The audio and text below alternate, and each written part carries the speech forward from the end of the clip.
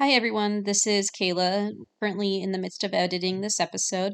I figured I should step in to provide a content warning. This book does talk about cannibalism in detail, but there's more to it than that. We also discuss potential rape, sex trafficking, as well as dead dogs and dead puppies. So if any of that even makes you remotely uncomfortable, please feel free to skip this episode. If you're okay with us discussing this, then continue on with the show.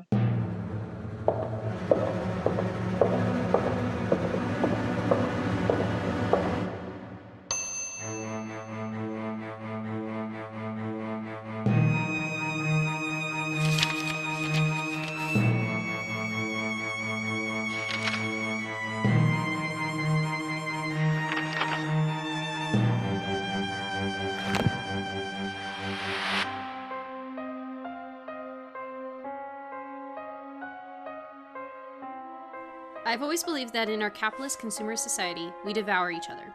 We phagocyte each other in many ways and in varying degrees. We devour each other because we are generally blind to our kinship with others.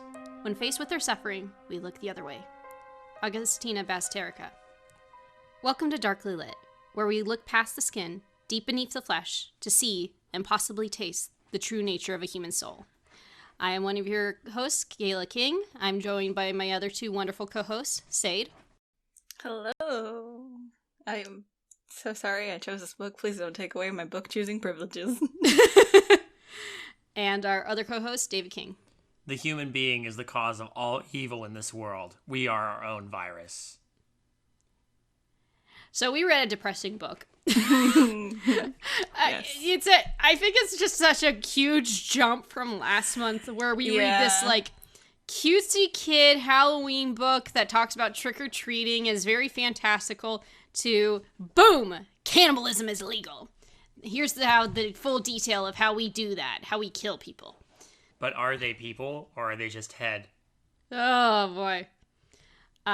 For those who don't know, if you didn't read the title, we just read Tender as the Flesh by Agustina Bazterrica. So, impressions. What did you guys think? Or actually, no, summary. I forgot. We should do a summary. Do you want to do summary first? Okay, I will tackle the summary this time. I wrote some loose notes for the summary, because I finished the book on time, like 2 weeks in advance for once. So, I'm gonna rely on my notes. They're a little out of order, but I got this. It's because I chose the book. I was the one who was like pitched it to the group, so I figured I should do this. So Tender is the Flesh. I liked it, but it is an uncomfortable story where society has been forced to normalize cannibalism and then throw in some dubious consent scenes and animal cruelty. And we get to see all that through the lead character, Marcos. So essentially the setting is there is this terrible and maybe questionable virus that has somehow spread to all animal life, including livestock and pets, so that the human race can no longer eat animal meat or risk getting the virus and dying. And at the start of the book, we're essentially introduced to this world that has already shifted away from eating animal meat and has established this whole industry of selling and consuming human flesh, from like breeding and raising human cattle, which are called heads or product, or it's a variety of things. So it's never being called what it is. Special meat. Special meat, yes. So we get this really in-depth look of just this world through the character Marcos. And Marcos, prior to this transition, worked at his father's meat processing plant. And Marcos's father, who could not handle the transition into this new terrible reality, has broken down mentally. And we learn that Marcos has sold the plant, but does still work there so that he can pay for his father's medical expenses, because his father is now put away in a specialized home. And so we get a good look at the place where Marcos works at during the scene where he is kind of giving this tour to two potential hires, from how the live heads are brought in and they're like left to calm down for a day because like transportation is really stressful for them, and if you stress the meat out before you kill it, it changes the taste and you don't want that. Yay. And then like how they're stunned before they're killed, and then even into detail how like their organs and different pieces are like separated and whatnot for packaging and such. And we learn that Marcos doesn't really care for the work, but it's work that he knows how to do and can do well, and it's really his only option to make sure that his father's needs are met.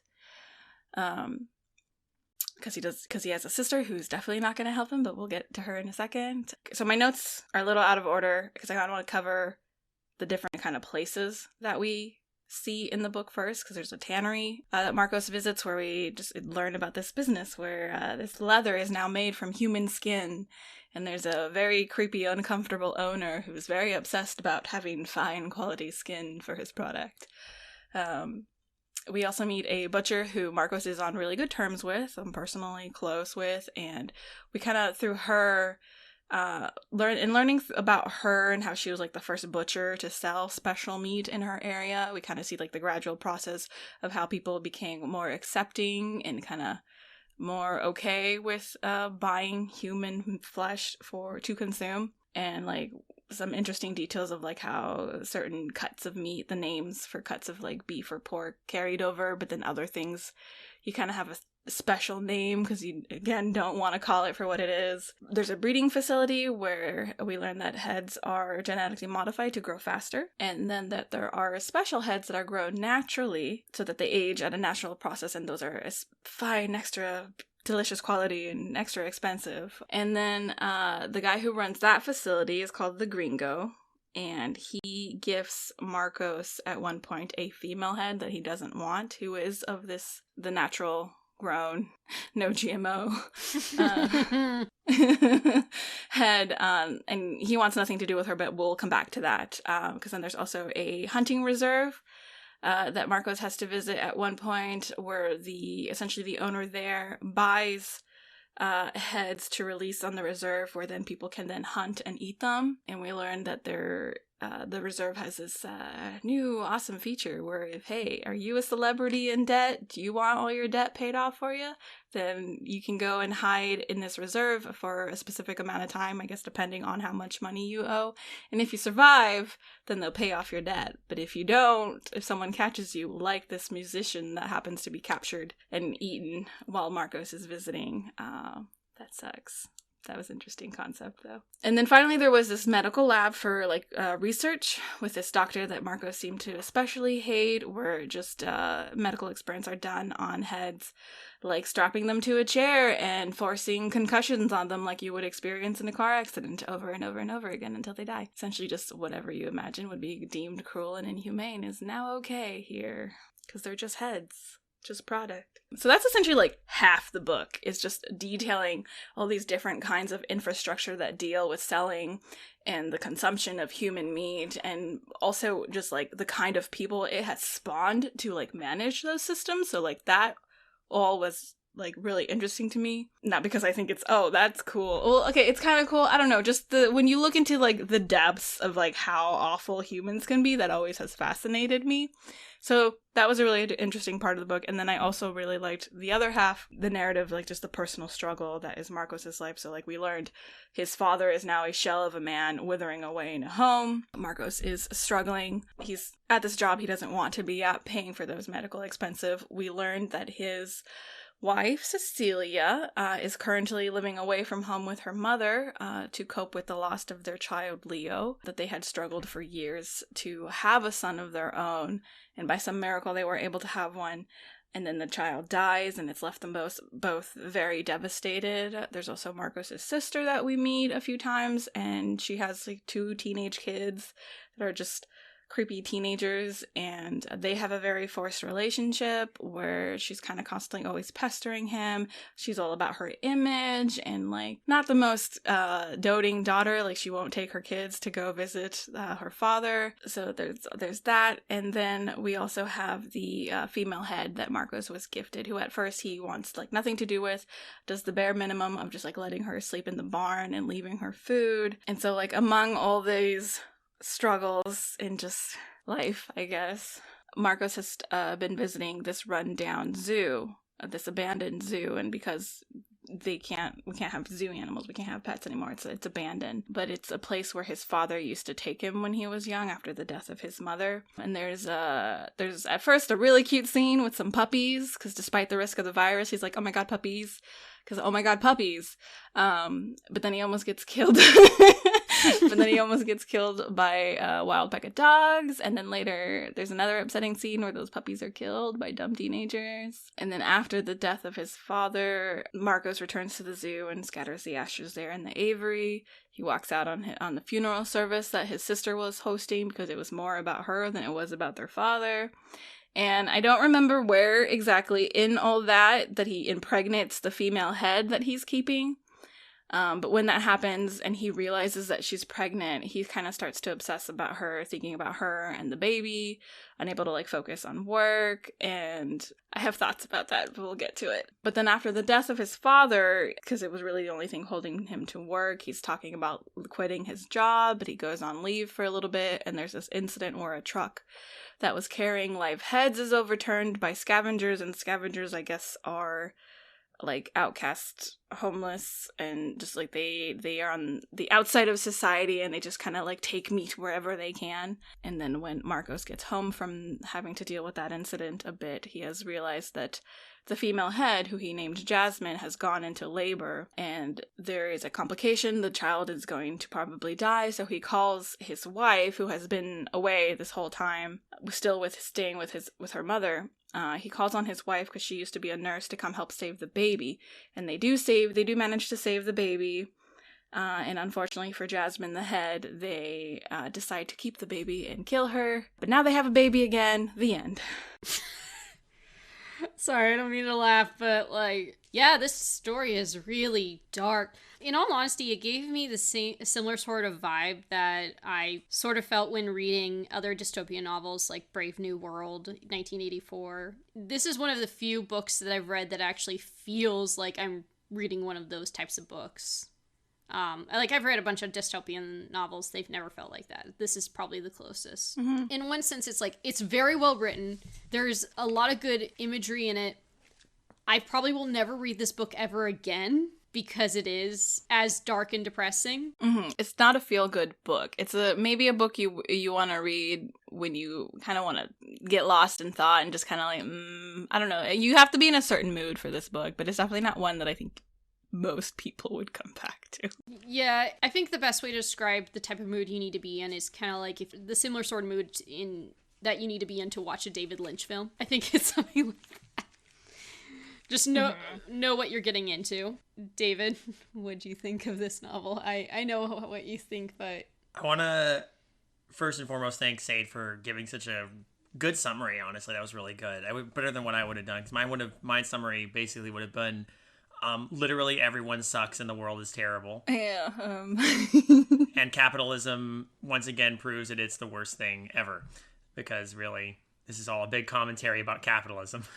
And I read interviews with Agustina Bazterrica. That's why I began with a quote from her. She's very well spoken, and she completely admitted, she's like, no, this is commentary on capitalist consumerist society. Because a lot of people have addressed it like, oh, is this a vegan manifesto? Are you trying to convince people to be vegan?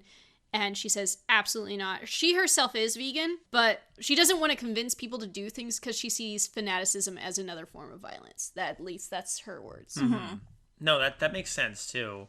And like lots of different kinds of fanaticism are explored in this. And like, again, I think that some people, I don't know if they would have been surprised by the ending.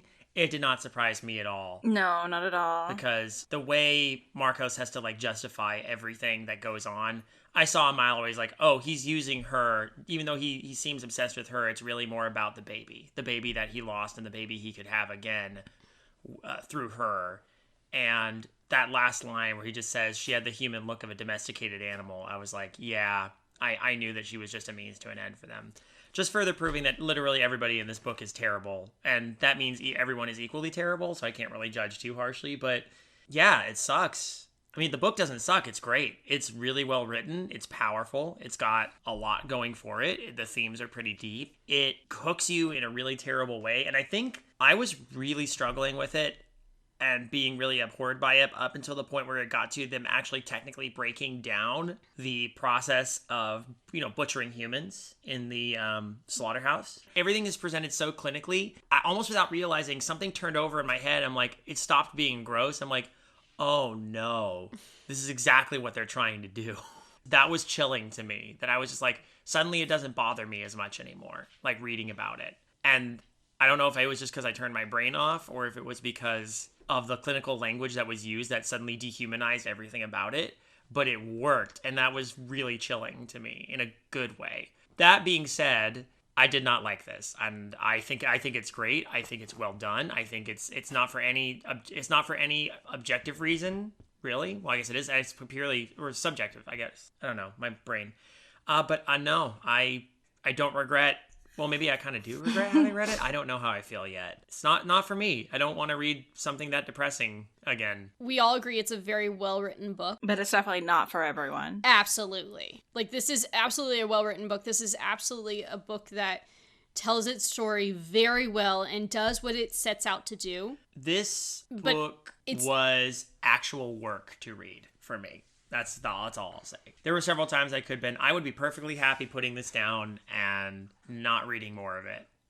But I knew I had to keep reading it for the show. I had that feeling. That's not a knock against the author. That's not a knock against the writing. It's just a knock against that I don't like these kind of things. Honestly, I think that's the only thing that isn't, not even a knock against it. I think the only people who should read it should have that sort of taste for it. It's kind of like, I would not recommend it. Again, this is why I keep comparing it to a David Lynch film. I would not recommend David Lynch films to everybody. Like, there are some people I'd be like, no, you'd hate this. Because sometimes they can get very depressing or very confusing. They're very well-made films, and I enjoy them. But they're not for everybody. And I know there's some people who will watch this and say, this sucks. Why did you make me watch this? I don't understand what's going on.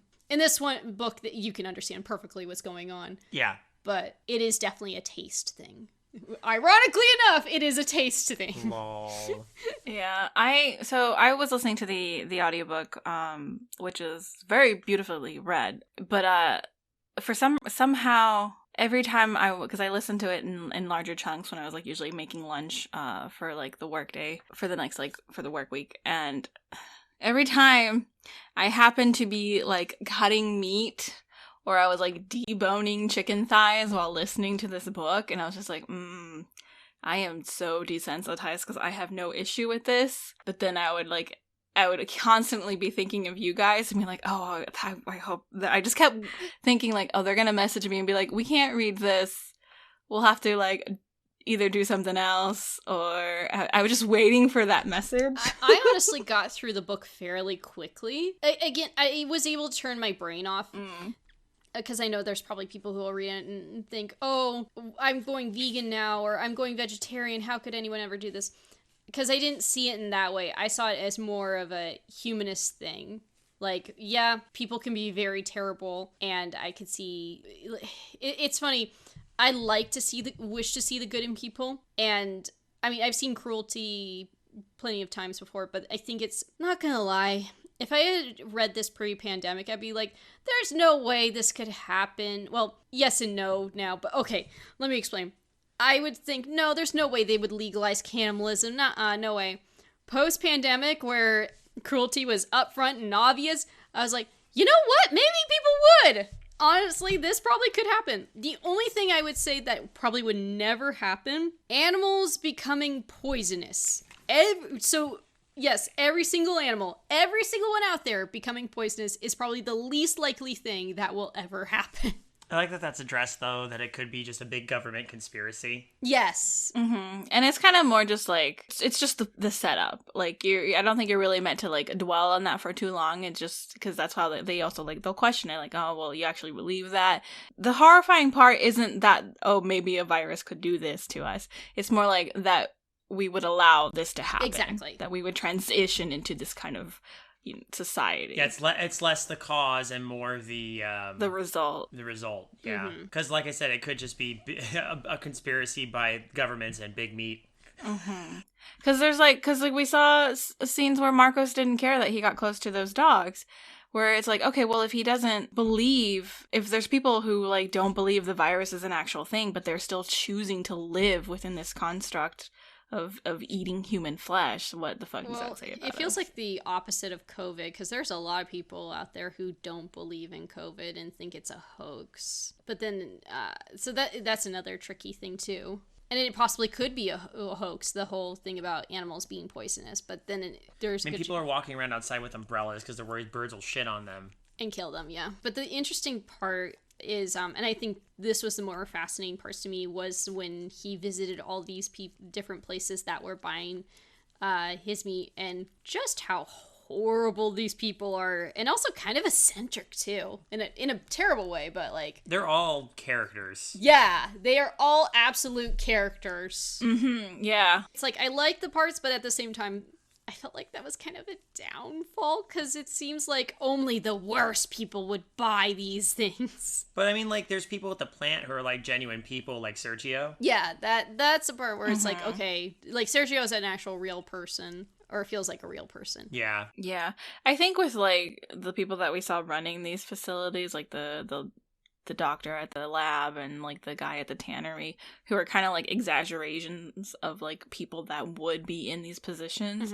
They weren't so much to be like, yes, this is one person, one character. I think they're supposed to kind of like encompass the people as a whole, the mentality, you know, that people would have to do these things. I think they're more supposed to encompass that, like be a representation of that than as actual characters, is how I took them. No, absolutely. Unlike David, the one thing I did not see coming was him choosing to kill Jasmine until the last minute. Because, okay, I completely saw that his focus was completely on the baby. I knew for a fact his focus was completely on the baby. He's probably saw her more as a pet than anything. But I didn't see him basically getting his wife and being like, okay, now we're going to be a family together. Because, I mean, he barely acknowledges his wife throughout the book. I mean, there's a couple of times, but it's just like, oh, yeah, hi. It's almost like a chore for him. Initially, it was like he wanted to like be able to talk to her, but she wasn't ready. And then when she started reaching back out to him, he's kind of ghosting her because now he's got Jasmine and the baby on the way.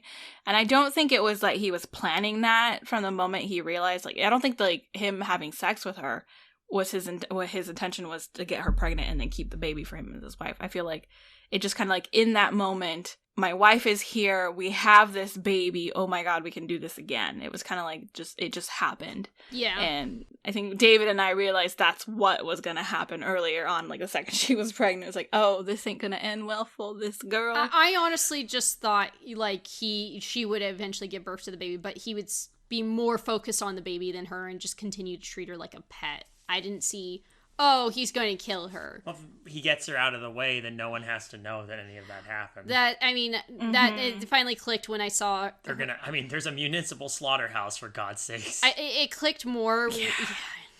It clicked more when I saw that he called his wife to come help. I was like, oh. Because I figured he's like, okay, I'm going to need a mother or something for my child. I don't know. I know he didn't really care for Jasmine. I know, but I figured he saw her more as like a pet than anything. I compared the way he reacts to her to the way that he's kind of relating his experience with her. He keeps flashing back to his 2 dogs that he used to have. Yeah. Now the thing is too, unfortunately, because this was another thing that made me uncomfortable when I realized she was pregnant and I had to shut my brain off. I'm like, I don't think it was consensual. How could she? Well, that's why I said dubious consent at the start of my summary. There were 2 scenes with very dubious consent. There's dubious consent all over this. I mean, look at what happens when he goes back and like he's like, I want to break Spannel, the butcher lady. Mm-hmm. Yeah. Well, I mean that not that she didn't like that became consensual. Before. That actually did. No, it did become consensual. Like clearly she wasn't expecting, but she did want it. So there's a point where he was like, okay, this makes me feel a little better. But then a lot of what he does is quote unquote dubious consent. Everybody's dubious, though. I mean, keep in mind how often, like, they bring up situations where, like, oh, a security guard got fired for enjoying the meat or whatever, you know?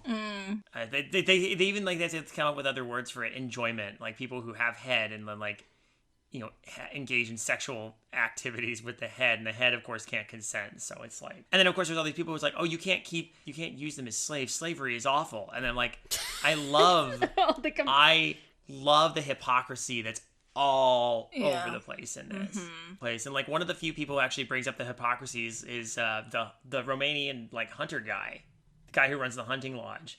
He doesn't care that it's hypocritical. He's just like, yeah, accept it for what it is. Humans are hypocritical. So, who wants this thigh meat on kimchi? Good lord. You don't know what kimchi is? You uncultured swine. I did enjoy that scene a little bit. I think low-key doing the most dangerous game was something kind of fun. There was a point when it's like, when I saw there was a reference to the most dangerous game that I was like, I am not surprised at all that this was referenced. Yeah. By the way, Bringer and Urkelbot666 both gave comments. Actually, Urkelbot666 or Dan sent a full email because he told me, he's like, I have so many thoughts and I can't just consolidate them.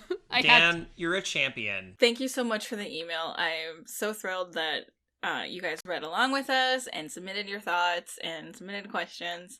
We are here to read not just fun Halloween stories, but also to read some thought-provoking horror. Is it always fun? Maybe not, but I'm thrilled that we'd get there. People would share their thoughts on our choices too of what we read. Yeah. Before I get into questions and all that, I just wanted to bring that up because Bringer did say his favorite part was the kimchi scene. He did bring it. That was legitimately probably the only part that made me kind of go, ha ha ha.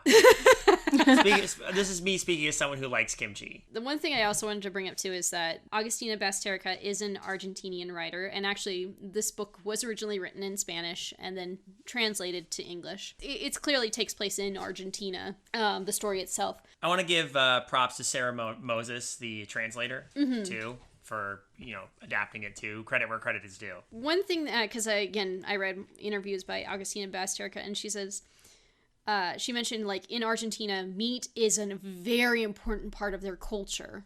A lot of their rituals and everything surrounds around meat.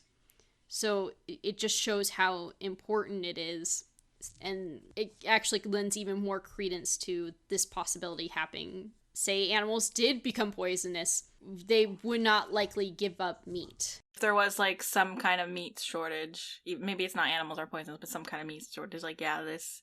Because even in, like, Mexican culture, meat is such a huge part, like, huge, like, staple of, like, our like, traditional meals. Like, I think of pozole, which normally has, like, pork in it. And just, I've heard accounts of, like, Hispanic people, like, Latinx people who have chosen to go vegan or vegetarian, and just, like, the kind of, like, upset that creates within their family, where, like, the abuela or the mom is like, what are you gonna eat then when we all get together? You can't have tamales, you can't have pozole. It's just, like, I've heard stories of that, and so it was, for me, coming from, like, a Mexican family, and, like, it was very interesting for me because I could pick up on those notes of, like, culture. Maybe that's one of the reasons why I enjoyed the book more. But yeah, it's touched upon actually in one of our other books we read, Cemetery Boys, because I forget her name, but one of the main characters is vegan, and that actually creates some disrupt in the family as well. Like, well, what are you... Marisol, thank you. Yeah. I don't want to say it's as important in American culture, but there is... I mean, there's the tradition of barbecue in the summer. You can't have your 4th of July celebration without some barbecue.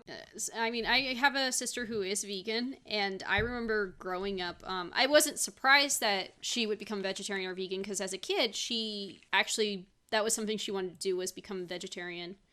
And she told my mom that, and my mom actually said, well, let me tell you why that's a bad idea. It's so pervasive in that culture, and especially she grew up in a small town. Everywhere you go, or every event always included some sort of meat. Like, there's Christmas ham, turkey is served during Thanksgiving, 4th of July barbecues. Mm-hmm. It's definitely more prevalent in Latinx cultures. I think it's we don't really think about it that much, but I think it's really ingrained into all cultures. Mm-hmm. I mean, at least the ones that I am the most familiar with. But I think it is really truly ingrained in there, and it's in all culture. We just don't think about it because it's just part of our everyday. Yeah, I'd say so too, actually. Like, it wouldn't surprise me that this is a global thing in the story, you know? Oh, absolutely. I mean, we only get to see the perspective of, this country, but, like, you get little hints of it elsewhere. Like at the part when they said, oh, the price of meat might be going down because India is finally starting to export. Yeah, like if something like this was going to happen, it would happen sooner in certain countries than others. Yes, absolutely. And like I don't want to get into like how poor and narrow and like just how poorly constructed like the food industry is within like especially like the US, where like we rely on only like 14 types of like produce when there's like countless others that we could be relying on. Like Yep. Diversify your diet. Seriously. Grow your own vegetables. Well, I don't know how to grow my own vegetables. We don't have the space to grow our own vegetables, which is also something that they try I mean, to... you guys, I've seen that tiny little space back there. You guys some like little like just baskets, like laundry baskets. You guys could grow potatoes back there at least. I mean, we totally could, honestly. I never thought about that. I mean, we could talk to your I mean, my mom thankfully has space has a little garden. Oh where she yeah. grows stuff. That's one great thing is that his mom has a garden in the back, and we'll sometimes get fresh produce from her garden, and this will include like cucumbers and I'm trying to remember what else we've had from there. It's usually a lot of cucumbers for sure. We get a lot of cucumbers too, because my mom likes making juice. Cucumbers are amazing. Okay, if readers take anything away from this book, it's that you should find ways to get your own food, like grow your own food. Like I might be taking a bit of a stretch here, but just like we need more. Most people don't question where their food comes from. Yes. At the very least, find out where your food comes from. And they rely too much on the grocery store to have what they need. You need the staples at home. Like just learn how to grow potatoes in a bucket. Like you can do it. It's very simple. Anyway, hi. Hi. Do I think our society is crashing and we all need to like start thinking about that? Yes. Okay, anyway. That's one of the reasons this is depressing, because I use books to escape, and this is a reminder, hey, society is collapsing.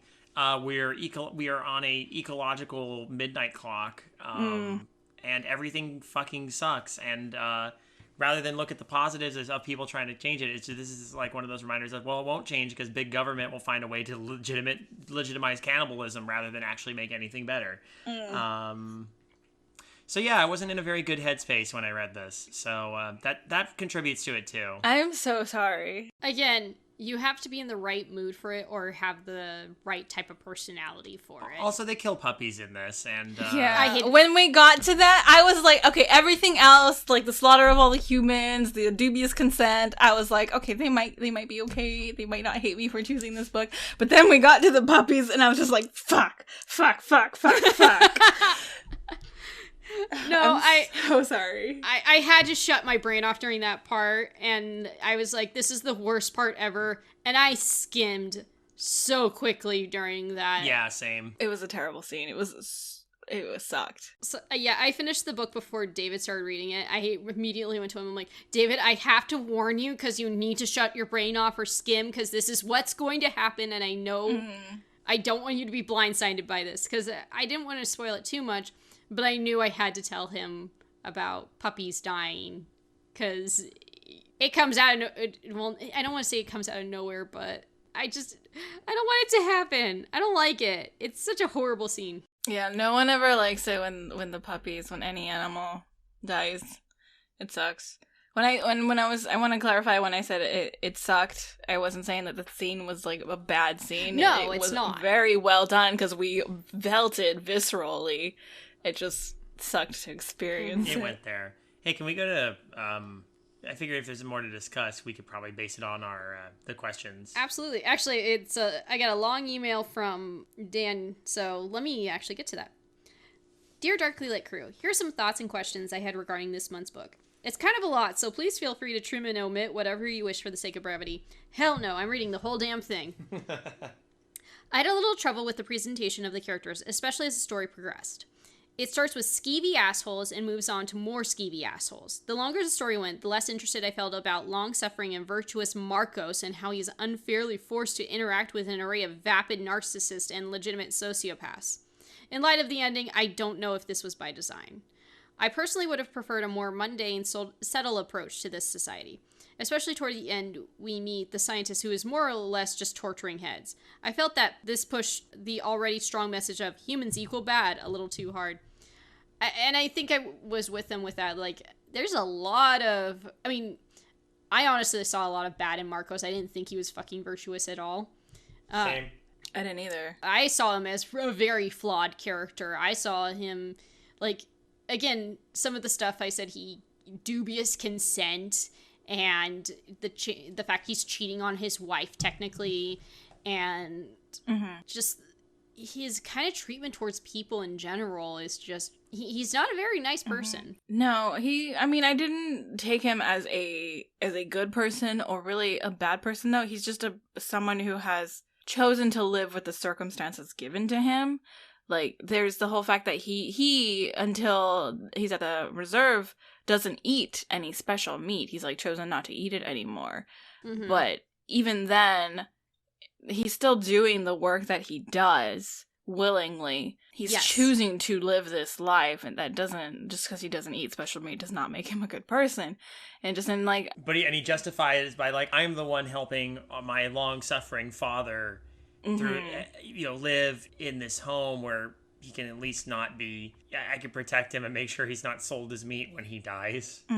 But it doesn't, I think he sees himself as low-key virtuous for that reason, but doesn't But I don't think us as readers are meant to see him as virtuous. No, I think he thinks he is. I think he thinks very highly of himself, but I never thought that. But I do agree with Dan in the way that I feel like some of these kind of became over-the-top villains. Yeah, I do feel like when we got to that medical lab and we were introduced to this doctor, I felt like, okay, now it did feel much. Like, okay, this woman is just pure evil, like, comic book villain, like, just standard villain. But I think at that point, we were kind of maybe supposed to be annoyed with it, because to kind of put us in that same mindset where, like, because Marcos was just like, I'm fed up with this. I cannot take these people anymore. So I think that's why we are seeing this, like, another exaggeration of this type of person. Because we also, as readers, should be fed up with it. Yeah, and I get that. I still think they're just all of them are a bit too over the top occasionally. In one sense, it's very entertaining to me, because when I read people who are over the top, it's kind of humorous, or it's just kind of like, wow, this is... they're kind of ridiculous, and that's kind of humorous to me, and it actually did, as sad as it sounded, it sort of lightened the mood, but it shouldn't do that. Like, just because they're over ridiculousness over something dark shouldn't lighten a mood, necessarily. And occasionally, sometimes it didn't, and sometimes I'm like, oh yeah, these people are somewhat believable, but there were times where I was just like, these could easily be Batman villains. Yeah. Anyway, as I continue more with this email, even though the main focus is the story that happens in the world of normalized cannibalism, I struggle to keep from concentrating on how it got to the point so fast and how the mechanics of the virus would have worked. I know that wasn't the point, but my mind kept wandering. Also, I guess insect protein and fish are also effective. Everyone in this book is looking for any excuse to eat humans. So both Bringer and Dan actually asked this sort of question. Dan says, do you think the virus was real? And then Bringer actually asks, do you think the animals being poisonous is real or possibly exaggerated? Would the oceans be off limits? Would the virus be in the water? Why is vegetarian seen as a bad thing? Also, why hasn't eating insects been looked into? Are all animals poisonous, including insects? It's a hoax. It's a hoax. I think definitely, like we said before, the fact whether this virus is real or not and how it works, we're not really meant to focus on. Some readers will, because I sometimes nitpick at details, like I want to know how this works, or if I'm writing something myself, I will describe too much of how something works, or just even like when it comes to layout of the room, I need to know everything. I think in this sense, we're not really supposed to dwell on it. Some of us will. That's Yes. just natural. I don't think we're supposed to dwell on it. We're just supposed to like take it for what it is and question it. Like, just, okay, was it real or not? I think the focus is, again, like we said, the result of what happened because the society took this transition. And I feel like I vaguely remember hearing like insects being mentioned as a protein source, or maybe that was just something I was thinking of, but I right now I am with the impression from the book that yes, insects is an option, like a source of protein. It's an option there, but it's not a popular one. I think the takeaway is that just transitioning to human meat was easier, and was more easily acceptable than protein from insects. They don't really mention fish, I don't think. I don't think they mention fish at all as an option. So I guess the assumption is just like, yeah, okay, we can't eat fish either.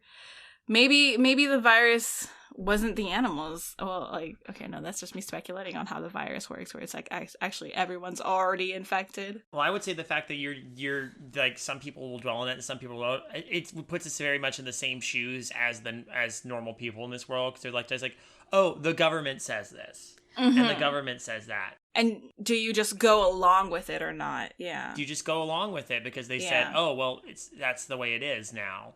We don't know all the specifics. And even, like, it gets brought up a couple times. Even in the lab, when Marcos looks in that thing and he sees that there's some animals in there, he's like, oh, are you trying to develop a cure? And it's not really touched on, because it's like, how come no one can develop a cure? And it's like, it gives you that idea that if you think about it too much, it kind of gets weird and flimsy. But most people just kind of blindly accept it and just go like, well, I guess meat's the norm now. And yeah, the speed of the transition is still something that kind of I think about. I mean, I got the impression that it was maybe a couple decades at least that the transition took. Long enough they started mass producing these humans that are, or artificially inseminate humans, because they have ones that are genetically modified to grow faster.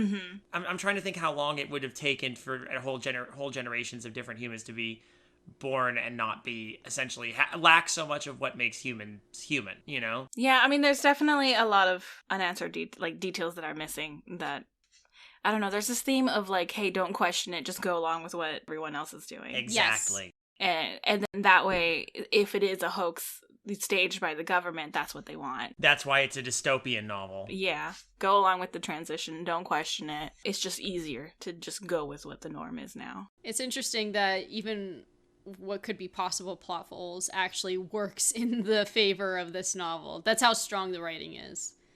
I loved Marcos seemingly falling for a head. I would have enjoyed getting more into how a person would feel about that. The inner struggles and the shame in pulling away from the society and essentially fucking your livestock. I'd have liked a longer story with more time spent on personal aspects of that. However, based on how the novel ended, it was better to keep it short. Yeah, I don't think he fell in love with his head. I don't either. It was more of just his wife had been gone for a long time, and it was an easy place to get companionship, especially once he realized that she was pregnant with his child. I know I've been very critical, but I really did enjoy the story, especially seen as a series of vignettes. The set of chapters about Marcos interviewing the two applicants and touring the plant was so fucking good, and would be a wonderful self-contained short story. Actually, yeah. Yeah. If that was, like, taken out, yeah, actually. That was the most effective part of the book for me, like I said. Because it was what caused that unconscious switch flip in my head to the whole thing. And despite being a translation, I thought a lot of great prose came through. Just one aside, I thought Special Meat was a dumb name for the product, but then I realized it probably originally would have been something like Carne Especial, which sounds simultaneously more appealing and more insidious. Yeah. Carne Especial.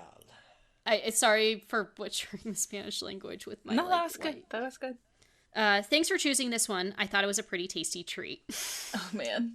God damn it, glad... I'm glad you got some enjoyment out of it. So he has a couple questions, too. What did the ending mean to you? Do you feel like it worked well? Yes. Yes. Also, yes. Yeah, no, I was satisfied with the ending. I did figure it out, like, the second the Jasmine was pregnant. I was like, oh, okay, that's where we're gonna end, and I hope it'll be kind of a happy ending. Yeah, no, I was satisfied with it. It made sense to me. Yeah, I think it made sense to me too. It is what it was expected of Marco's character. It was like bittersweet and tragic, but also maybe like the best thing you could have hoped for. Yeah, I didn't expect this book to have a happy ending, but it is a very fitting ending for everything that has happened so far. Another question he had: what did you feel was being implied by the stone in Marco's chest? I was wondering if it represented his compassion/humanity, since as it shatters, he becomes more like all the other one-note meat-crazed characters in the story, deciding to poison the scavengers and kill Jasmine after he get what he wants from her. Yeah, it could have been in a sense like what was left of his like humanity, in that it was like just becoming so much of an uncomfortable burden inside of him that when he finally like lets it break, when it finally breaks down, he's the bad person just like everybody else. I think actually that's a very good translation about the stone in his chest, because that does keep getting brought up quite a bit. He keeps referencing what's in his chest as a stone. Like, this isn't just like, oh, he mentions it once. No, it gets mentioned multiple times, and actually the idea of it being his compassion/humanity is a very good comparison. I also have one question with Bringer, or he also brought a comment as well. What is the deal with the curfew? I think that made sense because in this setting, there's a huge black market for. I mean, again, if cannibalism is legal, then human life is a lot cheaper, especially if not as many people are going to ask questions. So there's a curfew, so less people will be abducted out on the street. I think another reason for the curfew is because, I mean, this is also the same society where people have to carry umbrellas because they're afraid that bird shit is going to poison them. There's still animals out there. I mean, he runs into dogs that try to attack him. It's not like every animal has been killed. So there is that possibility that if they're wandering alone at dark, they could be attacked by an animal. It could be a safety thing as well. That's true. Yeah. But I think it's mostly for, like, they even talk about, like, how, oh, we can't even travel in a hearse because if people steal a hearse, we're like, oh, there's a fresh corpse in there, and they'll break in and try and steal it. Or, you know, like... Yeah, I think it's more of less people being abducted and sold on the black market. Because we hear multiple times, oh, the best meat has a first and last name. Not to mention scavengers. The scavengers with the capital S exist. And they're, if anything, the scavengers are the people in this story I trust the most, because at least you know what they want, and they're just going to take it. They remind me a little bit of the Reavers from Firefly. Yeah. Also, he commented, I find it weird that hunting real humans for sport to pay off debts is allowed. I don't think it's allowed, because I don't think it's ever made legal. I just think they don't care. I mean, that character basically does whatever he wants. It's just okay, whatever. It's a rich person thing. Yes. Also found it weird that you can't use livestock to have a child or run a sweatshop, but it's perfectly legal to keep one in your house and eat it part by part. Again, hypocrisy. Yeah. That's the whole idea That's behind what's it. amazing about this book, is like the hypocrisy is rampant as all get out. And it's really just a reflection of the actual hypocrisy that we live with. Oh, yeah. Capitalism. I'm sorry. Fuck you.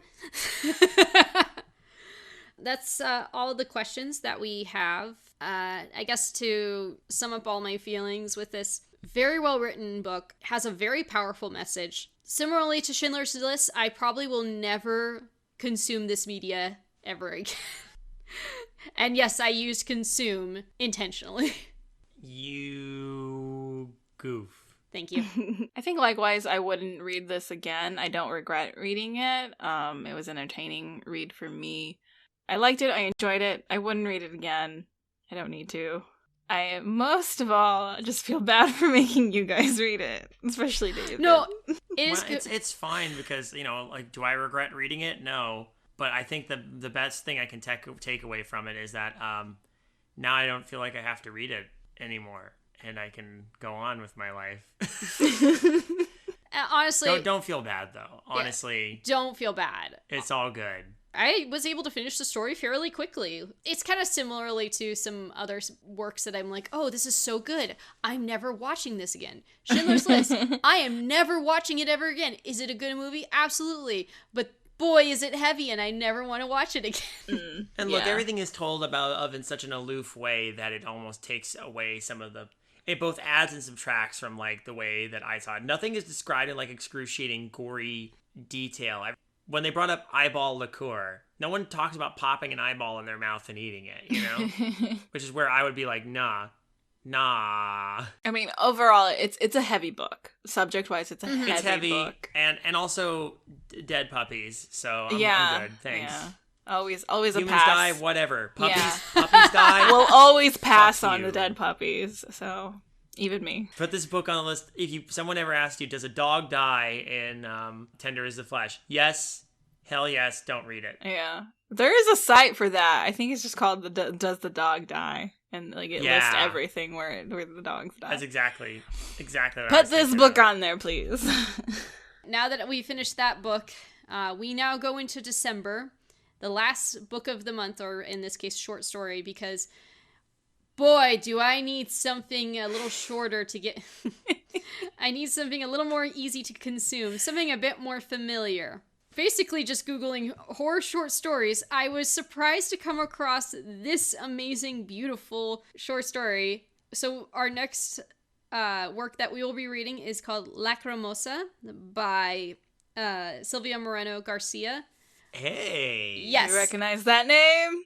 We are reading a short story by the woman who wrote Mexican Gothic. Woo! I am so excited. Me too. And it's about La Llorona. I am so excited.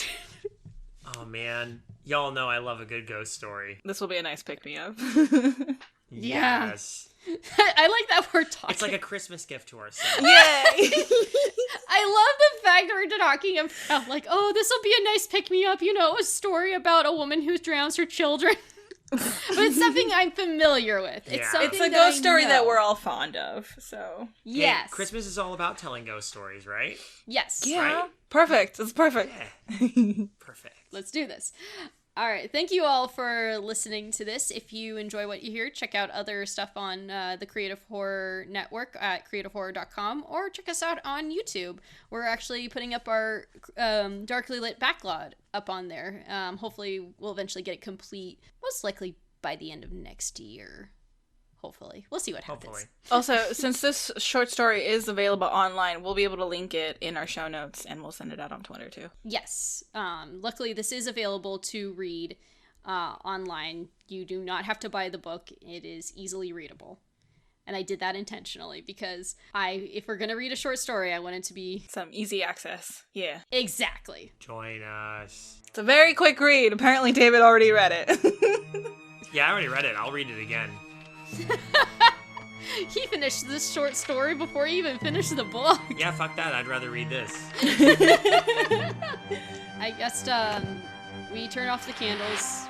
What do you turn off the candles? What the fuck am I saying? Well, they're all electric candles because, you know, it's the future where, you know, cannibalism is legal and you can apparently edit people out of pictures at your dad's funeral when you're at the zoo and put yourself in them, as is the case. But that being said, hey, if you enjoy human butt meat, does that make you a butt munch?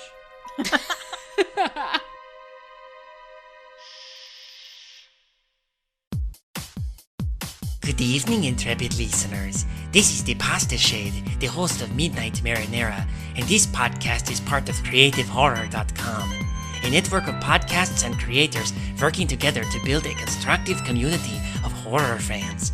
For more content like this, visit us at CreativeHorror.com.